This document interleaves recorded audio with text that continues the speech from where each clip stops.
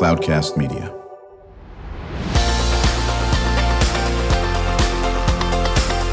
Drew Schlosberg Spotlight on the Community Show, amplifying the voices of social impact organizations, entrepreneurs, local nonprofits, and other community champions who shape the culture, creativity, and connectivity of San Diego. Brought to you by Mission Fed Credit Union, bringing good things to San Diego for over 60 years. Learn more about what is good for you and good for all by visiting www.missionfed.com.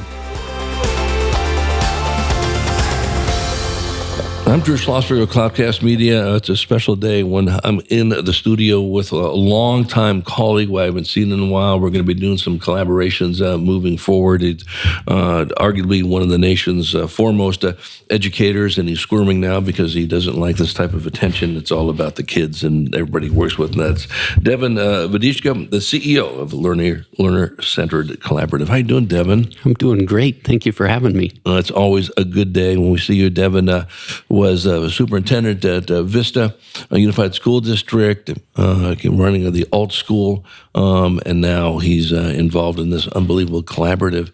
And so just maybe a quick nickel tour of the mission of the collaborative. Yeah, well, we have a vision of the future where we'll have education ecosystems where all learners know themselves, thrive in community, actively engage in the world as their best selves.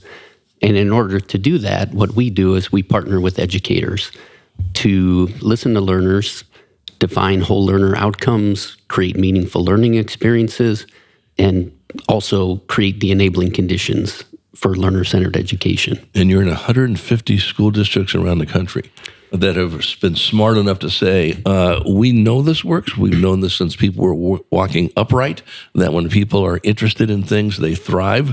And so we only have, about 15,000 more districts to go or whatever the number is? Yeah, something like that, yes. Yeah, that's great. Listen, I think what's terrific, and my Spotlight listeners know this every time we have someone on like yourself or our good friends from VAPA, and we talk about, when you get to the kids' interest, it's just off the charts what they can achieve or they do achieve, and it's really pretty much stuns everybody on this. Why is it so hard to crack that?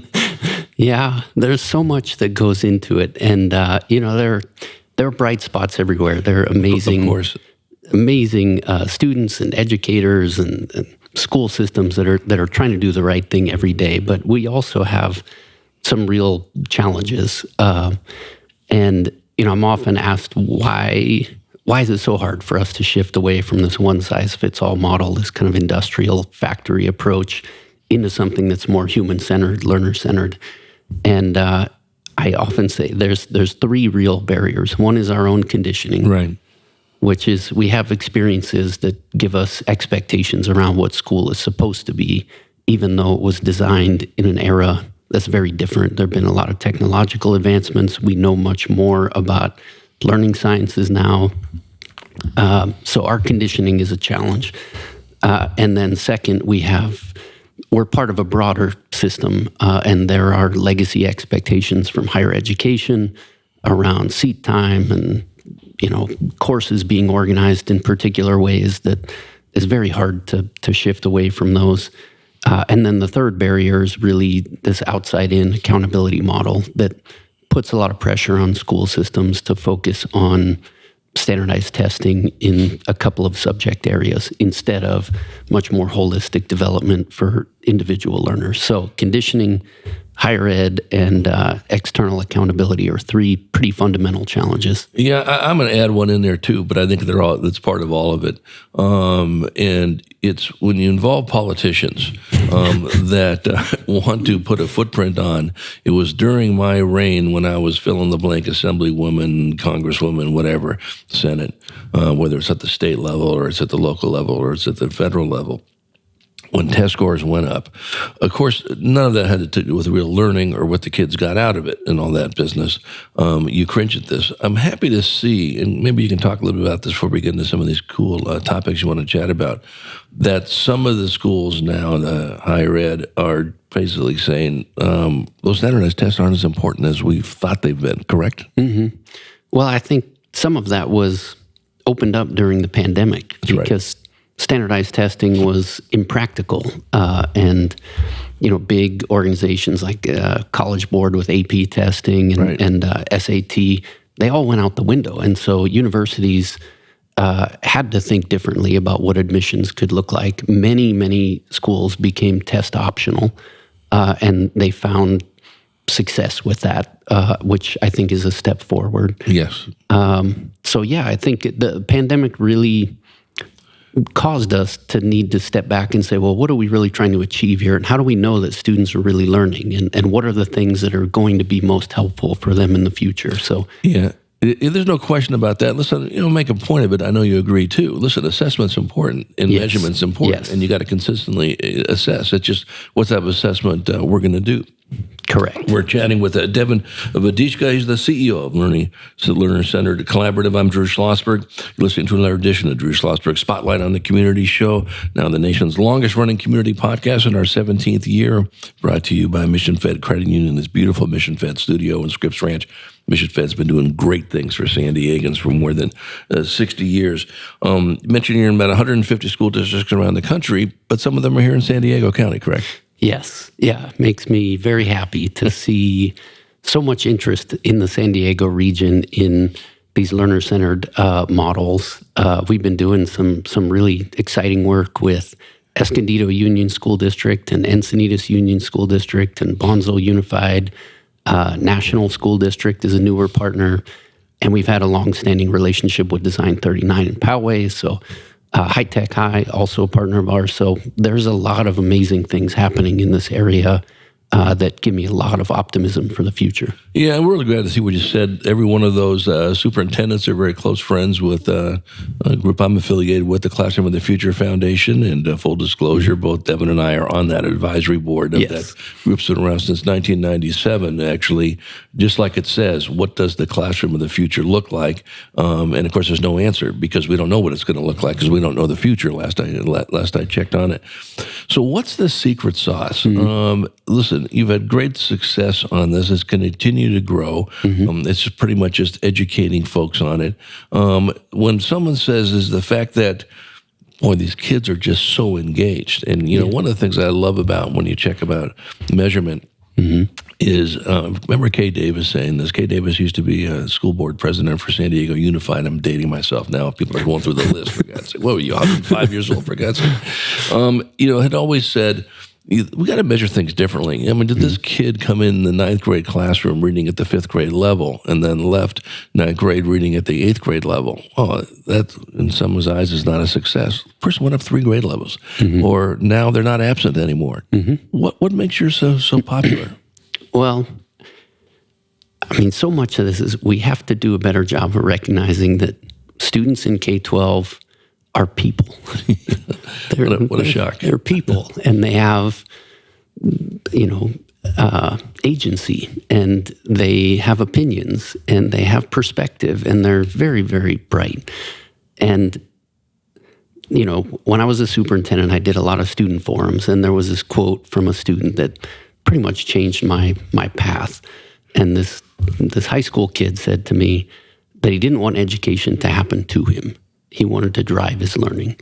And when we make that shift away from education happening to students to education happening with and for learners, that's when you see the sparks and the inspiration and the motivation and the engagement and the persistence and the achievement follows from that. But we have to be moving into a different role where instead of telling kids what to do and when to do it and how to do it, into a more of a co-design type of mode and activate their strengths and their interests in pursuit of things that really matter. And when we do that, anything becomes possible. Well, and as you well know, and you sort of referenced it earlier, none of these concepts are just like earth-shaking. I've never heard these before. You probably, you could look in some textbook in 1890, and they probably made some recommendations in this. But it's getting the masses to move on this. My former friend, superintendent at San Diego Unified, Alan Burson, used to say, it's tough to move a battleship. I go, yeah, it is. That's true. Yeah. In that aspect of it. But as you see, and these are all great superintendents you mentioned, Joseph Clevenger out of Bonsall and Leangela Brady out of National, and the Andre Gray, who I've known for 4 million years when she was at Dehesa, for God's sake, she's at Encinitas right now. And then, of course, our friend Luis Rankins out of Escondido. Luis was sitting in your spot not too long ago talking about your program and how they are gearing everything on this Mackenzie Scott grant. They got $16 million to focus on what you're doing, which I think is just fantastic. When are the light bulbs going to go off to say, here's what they're doing? Are they only basing it on here's how the test scores are going, or here's how X, Y, and Z? How are they saying we need to do this, and why are they saying it? Well, I think there is a sense among many educational leaders that more is possible.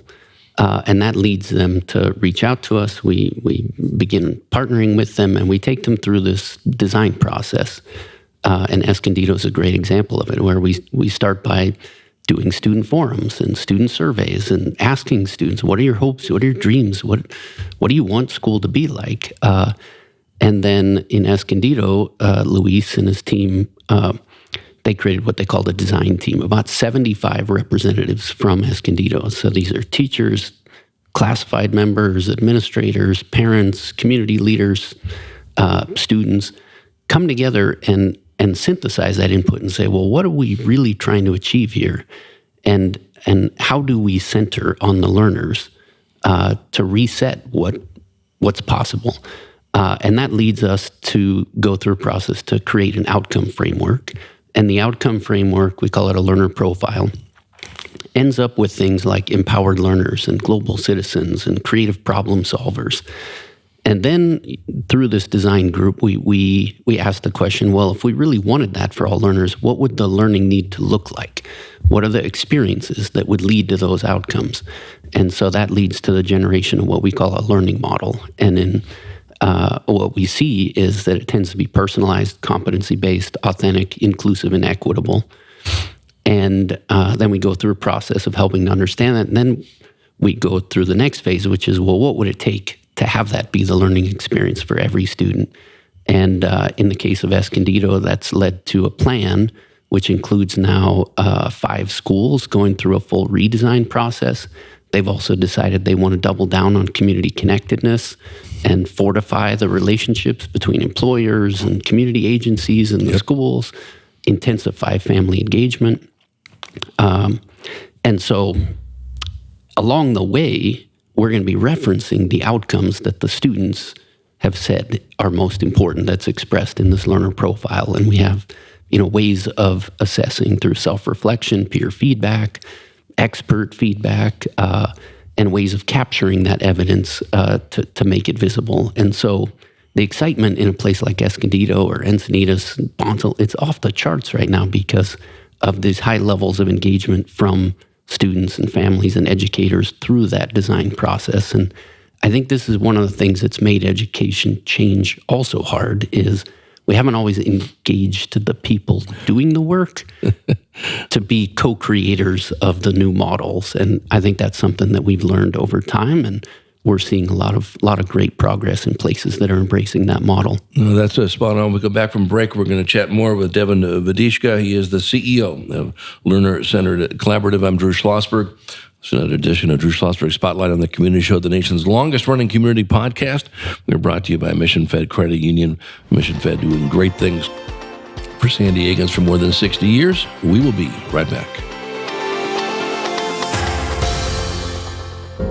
When you do your banking with Mission Fed, you get great rates on auto and home loans. That's good for you, but something good also happens for a lot of other people. We're not for profit, so we put money back into the community to help lots of great nonprofits to keep San Diego strong. So you're not just getting something good, you're doing something good.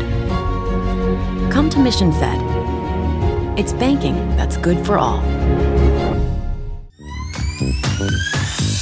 Brand amplification is the DNA of Cloudcast Media, and our code is the powerful blending of sound, voice, and storytelling to lift local brands and their communities. Whether it is our Brandcast, Schoolcast, or Causecast platforms, the unifying ethos is all about this community, the one you call home. If you dare to dream and want to explore the brand amplification of Cloudcast, a national leader in local podcasting and other Winfluence strategies, please visit us at cloudcast.us.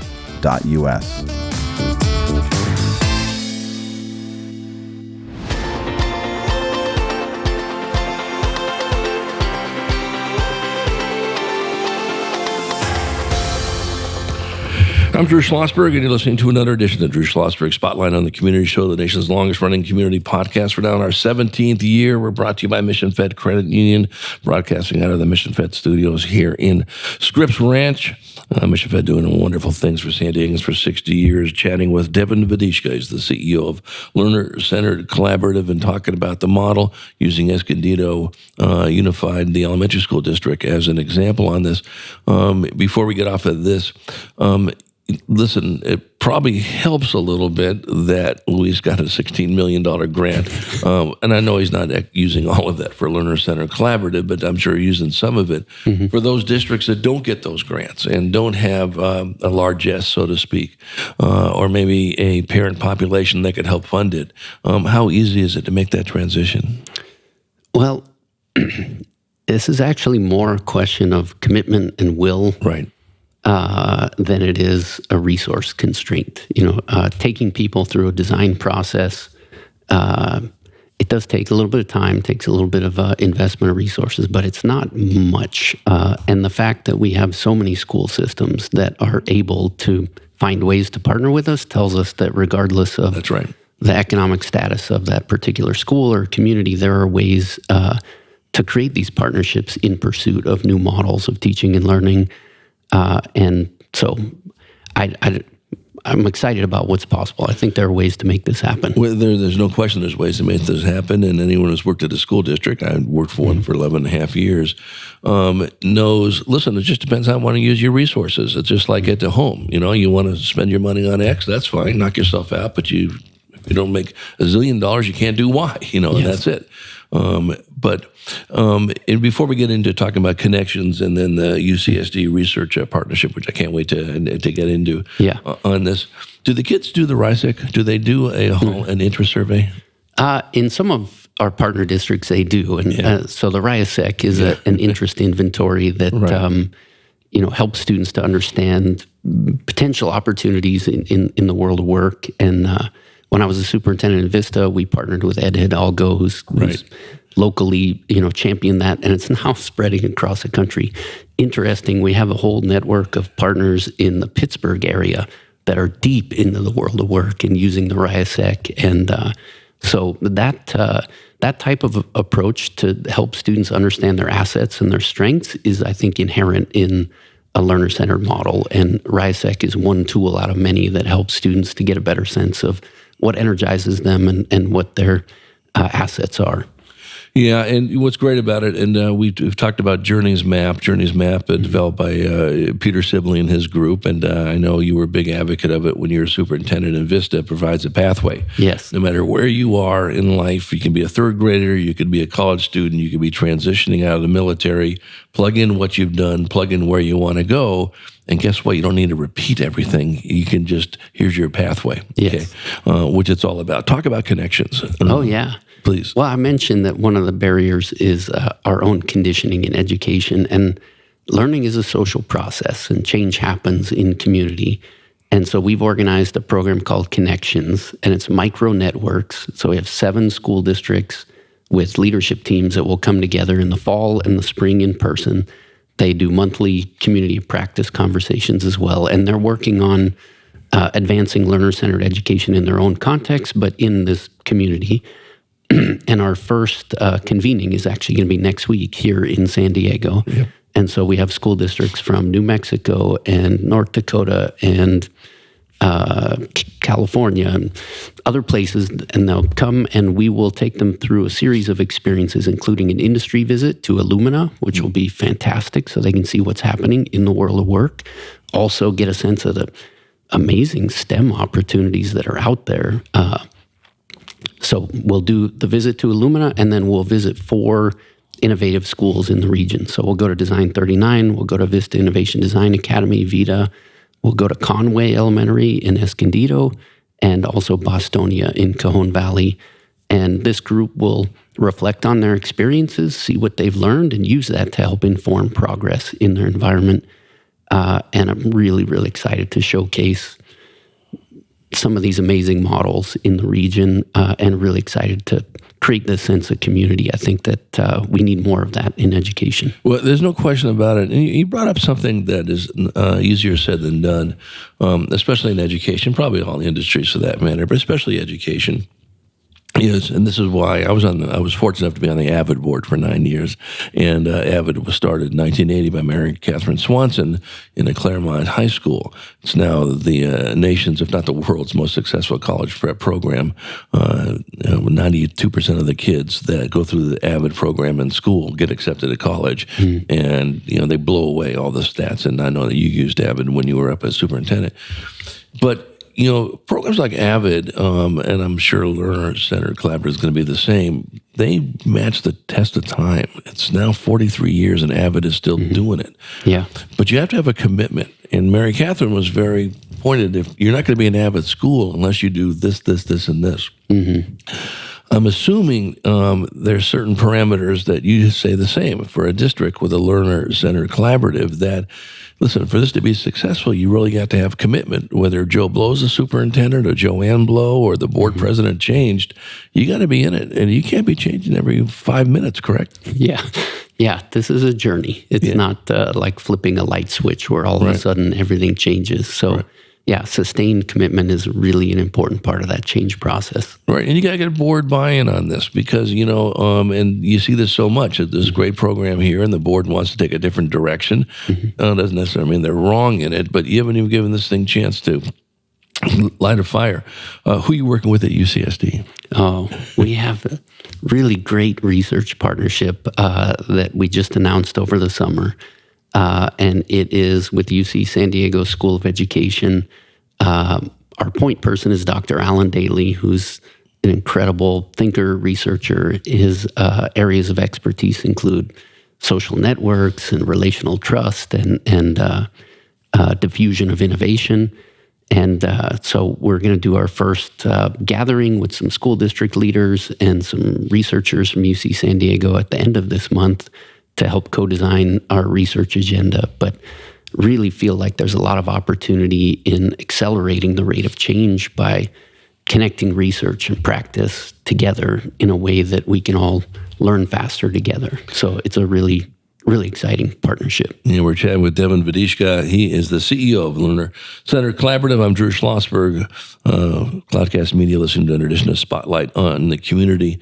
And in that vein, talk about the relationship you have with our good friend Tad Parson and Malin Burnham of the Burner Center for Collaboration and Collaborative Advancement and all that business. Yeah, well, Tad's been a long-time collaborator going back years and years ago when he was at United Way of San Diego. And he's now at the Burnham Center for Community Advancement, and they're a think and do tank. Yes. And what we've been talking about with Tad and also with Classroom of the Future Foundation is how do we create an education innovation network in San Diego that really leverages the strengths that we have and fortifies the connectedness and community, brings in researchers, industry, et cetera, to really help us move faster together. And so we have some ideas about how to make that happen, and I think we're at the early stages of moving them into implementation. But there's I think a lot of energy and a lot of potential in connecting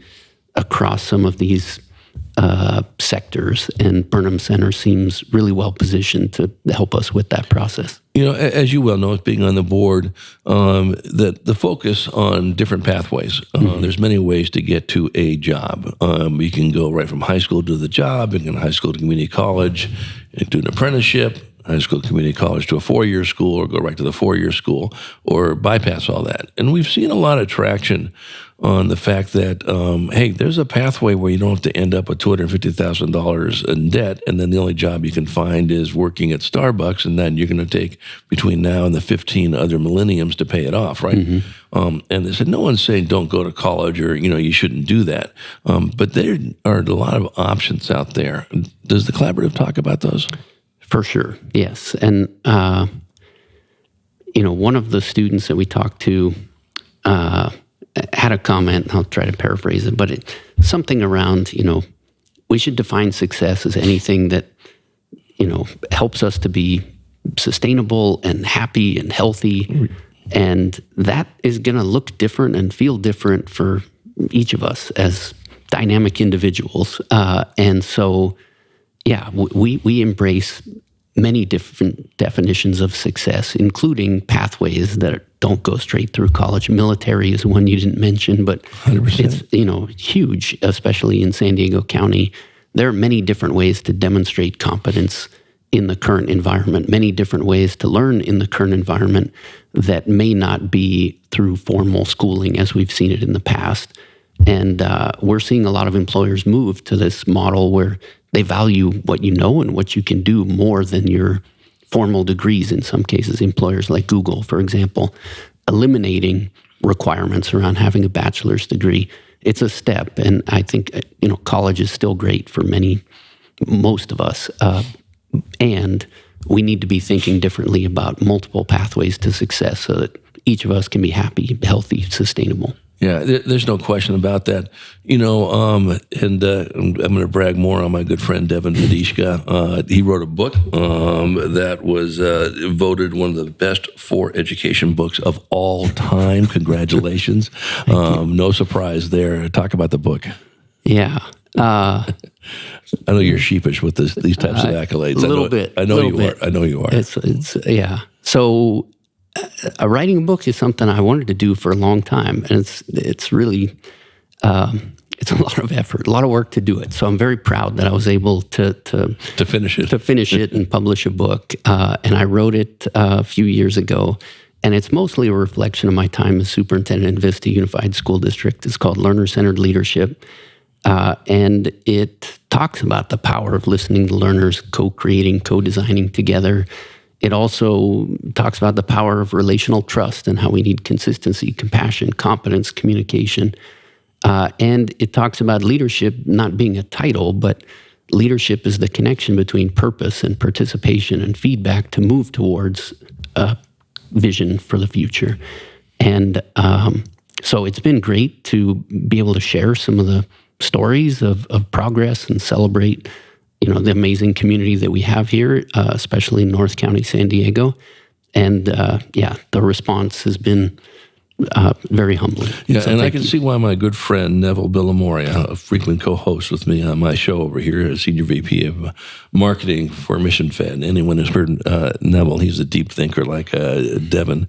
I could only get about a half a rung up on you guys, and that aspect of it would focus on this. I think it's terrific. Devin, how can our listeners, if they're not geeked up about this, I don't know what, how can they get involved? How can they recommend this to schools in their neighborhood, whether they have kids there or not? And what's the best way to get in touch?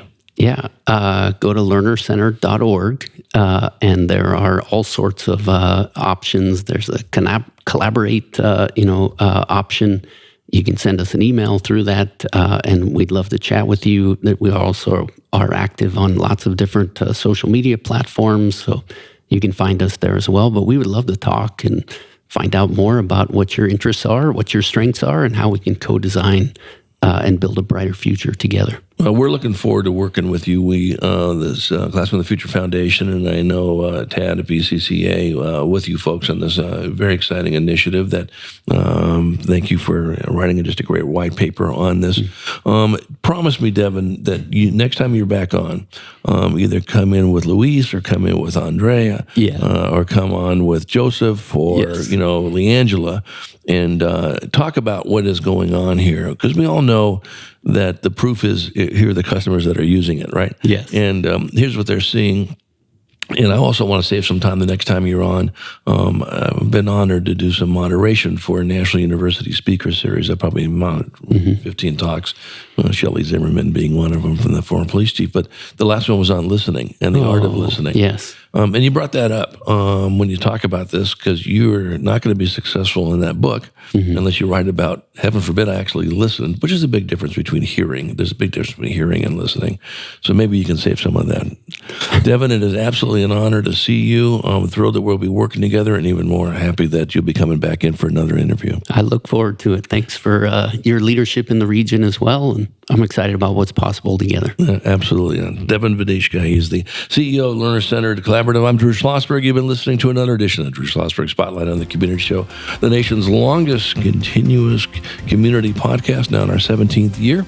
We hope you enjoyed the show. You've been listening to an episode of Drew Schlosberg's Spotlight on the Community Show, amplifying the voices of social impact organizations, entrepreneurs, local nonprofits, and other community champions who shape the culture, creativity, and connectivity of San Diego community. Brought to you by Mission Fed Credit Union, bringing good things to San Diego for over 60 years. Learn more about what is good for you and good for all by visiting www.missionfed.com.